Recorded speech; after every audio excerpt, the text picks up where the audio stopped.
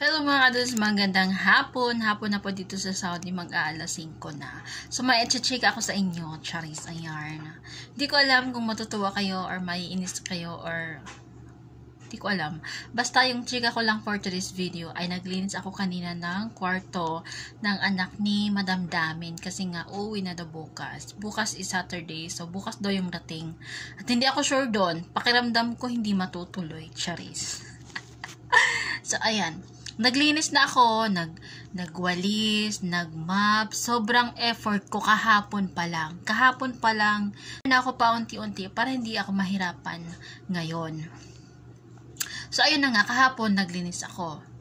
Nagwalis, nagtanggal ng mga alikabok, tapos tinanggal ko yung mga libro, pinunasan ko isa-isa yun. Dalawang aparador, isa-isa talaga. Tapos sinauli ko. Iniba ko lang siya ng very very light. Iniba ko siya ng posisyon para naman maiba yung arrangement niya ba. So ayun, natapos na yun. Pagkatapos nun, kinuha ko na yung mga kalat ni my enemy. Nilagay ko sa kwarto niya. Kasi nung mga nakaraang mga araw, may bed kasi siya, nasira yung bed niya. Yung pinaka-mattress nun is dalawa yun, diba? Dalawa yun. Nilagay niya doon sa kwarto ng kapatid niya, which is okay na, malinis na. So, nilagyan niya. Tapos, hinakot na naman niya paunti-unti yung mga damit. Nagkakalat doon sa lapag, nagkalat. So, ayun. Okay na yun. Wala akong pakialam. So, ayun, dumating yung araw na naglinis kami, which is kahapon yon. Naglinis kami, okay na. Tapos, hindi ko tinapos dahil alam ko, pupunta rin doon siya doon. O, diba? Hindi na ako marunong magsalita. Magkakalat na naman siya doon kapag nakita niyang malinis niya, magkakalat talaga yan. Walang yan. So, ayun, nagkakalat siya. So, tinanggal ko na naman siya ngayon. Ngayon, naglinis ako. Naka-prepare na yung pang-beddings ko. Lahat na, nilagyan ko na. Prepare na yung bed. So, ang ginawa niya, dahil malinis na nga, wala nang kalat, ang ginawa niya lang naman is, yung lahat ng mga damit niya, tapos yung isang supot ng damit niya, isang supot na malaki yung garbage bag na black, nilagay niya sa ibabaw ng bed. O, diba? Matutuwa pa ba ako nun? Tapos yung lapag, hinagis na yung mga damit niya doon. Tapos yung pinakalamesa, which is my mirror, nilagyan niya din ng damit, mga pantalon. Tapos yung ref, may maliit kasi na ref doon. Tinanggal ko yung ibabaw. Tinapon ko na kasi wala namang laman yung mga perfume, yung mga kahit anong mga karton-karton ng tea. Ewan ko ba ba't napunta doon. Tinanggal ko na, tinapon ko na. Which is tinanong ko naman sa kanya kung gagamitin niya pa or kung gusto niya pang itago yon. Hindi ko alam kung masasangla ba yon. Hindi ko alam sa kanya. Kasi nag-iipon siya ng mga ganon. So ayun, sabi niya itapon ko na daw. So tinapon ko na. Tapos yung pinakasapin nung ref, nilabhan ko. Naglalaba ako. Nilabhan ko para ibalik ko lang. Wash and wear ba? Ganon. So, ayun. Nilagyan niya din ng damit yung ibabaw ng ref. So, hindi ko alam kung luluhod ako doon, iiyak. Kasi bukas, ibang trabaho na naman yung binigay niya sa akin. Which is tapos na, as in tapos na, wala nang kulang, wala nang naglagay na ako ng mga kakailanganin. Ang kulang na lang talaga is yung bathroom nila. Kasi isang bathroom silang dalawa. Hindi ko alam kung maglilinis pa ba ako dahil nawalan ako ng gana. Hindi ko alam kung ako rin ba yung ganto o sadyang tamad lang ako. Diba? Friday ngayon pero pinagluto nila ako. Pinagluto ako ng sabaw lang naman. Pero at least man lang sana bigyan nila ako ng 2 oras o 3 oras ng pahinga sa isang araw. Kahit ngayon lang kasi Biyernes, 'di ba? So wala naman akong reklamo doon kasi nga may bisita namang dadating. Pero ayan, Gora. Sige, naglaba ako. Tapos pinakita ko kay madam yung kalat. Sabi ko sa kanya, halika dito, puntahan mo yung kwarto kung ano nang itsura. Pagdating niya doon, ganun niya siya. Sabi niya, nabaliw na daw yung anak niya. Ay, nako.